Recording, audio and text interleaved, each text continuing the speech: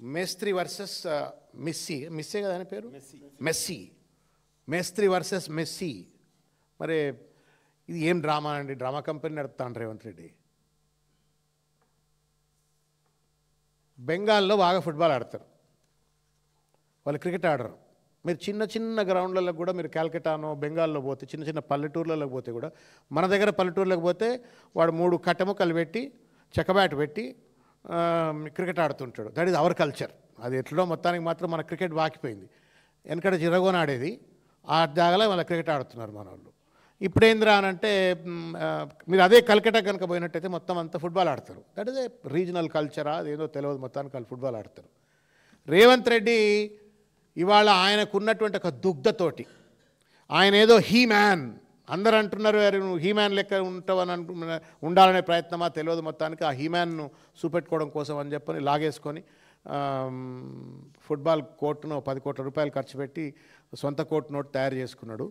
ఉప్పల్ స్టేడియంను మొత్తం అది cricket stadium, అది it's not a football stadium. అది ఆ మధ్యలో పిచ్ అంతా కూడా బాగా క్యూరింగ్ చేసి తయారు చేస్తారు. దాన్ని మొత్తం తొమ్మి ఇవాళ ఆ 15 నిమిషాల మిస్సీ వర్సెస్ మేస్త్రి మ్యాచ్ కోసం అని చెప్పని దాన్ని తోమి పడేస్తే దానికి సింగరేణి కాలరీస్ వాడు వానికేం పనండి నాకు అర్థం కాదు.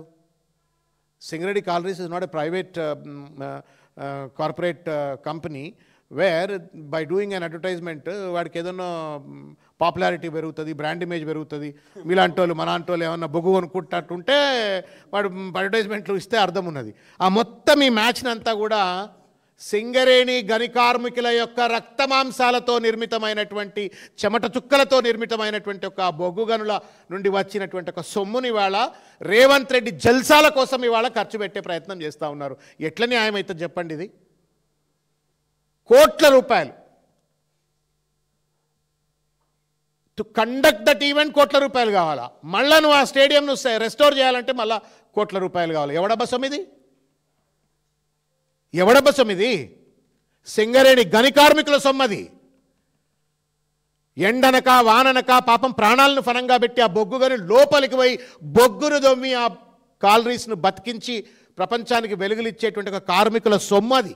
ఆ సొమ్మును రేవంత్ రెడ్డి జల్సాల కోసం, మెస్సీ వర్సెస్ మేస్త్రి మ్యాచ్ కోసం ఖర్చు పెట్టే ప్రయత్నం చేస్తూ ఉన్నారు. దీన్ని మేము తీవ్రంగా ఖండిస్తూ ఉన్నాం. వాస్తవానికి రేవంత్ రెడ్డి గారు తనకున్నటువంటి ఒక ఫ్యాంటసీస్ ఉంటే ఇంకే రకంగా తీర్చుకోవచ్చు, మేమే వద్దంటలేం. You have every other way of doing it. కానీ మెస్సీ అనేట ఆయన పెద్ద మనిషి అనేది వరల్డ్ టూర్లో ఉన్నాడట, విహారయాత్రలోకి వస్తున్నాడట.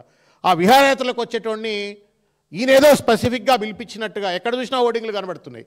నేను చూసిన మెస్సీ ఏమైనా నిజంగా ఇది గ్రేట్ ప్లేయర్, అర్జెంటీనా అంత గొప్ప ప్లేయర్ కాబట్టి మరి ఆయనకు సన్మానం చేసే విధంగా ఏమైనా హోర్డింగ్లు పెడతారేమంటే ముందీనున్నాడు వెనకాయనున్నాడండి. మీరు చాలా హోర్డింగ్లో చూసిన నేను, ముందీనున్నాడు వెనకాయనున్నాడు. అసలు మెస్సీ ఈయన రేవంత్ రెడ్డి మెస్సీయా లేకపోతే అసలు మెస్సీ వాడు ఏమైనా మేస్త్రి అనగా అర్థం కావట్లేదు.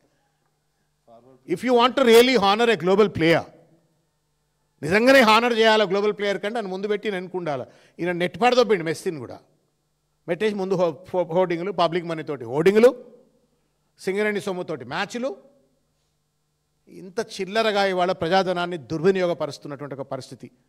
ప్రజాభవన్ను ప్రైవేట్ భవన్గా మార్చేసుకున్నారు. ఆడ పెండ్లిలు అవుతాయి, ఆడ విందులు అవుతాయి, వినోదాలు అవుతాయి, దావతులు అవుతాయి.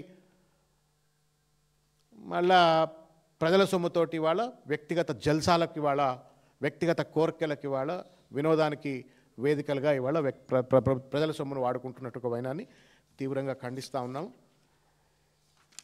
100 కోట్లు అట ఈ మ్యాచ్కు. ఇగో ఇది 100 కోట్లు, ఒక్క మ్యాచ్కు 100 కోట్ల రూపాయలు. ఫ్రాడ్ సిటీలో ఒక బోగస్ గ్లోబల్ సమ్మిట్ పెడితే ఆడ 200 కోట్లు. రేవంత్ రెడ్డికి సొంతంగా ఉన్న జల్సా మ్యాచ్ కోసం, మెస్సీ వర్సెస్ మేస్త్రి కోసం 100 కోట్ల రూపాయల ఖర్చు. ఎక్కడ న్యాయం చెప్పండి? ఇది దుబారా కాదా?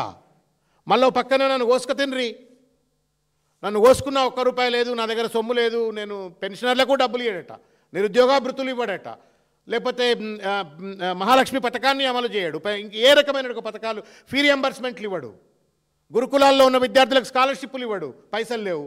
కానీ ఈ జల్సాలకు పైసలు ఎక్కడి? రేవంత్ రెడ్డి గారు సమాధానం చెప్పాలా.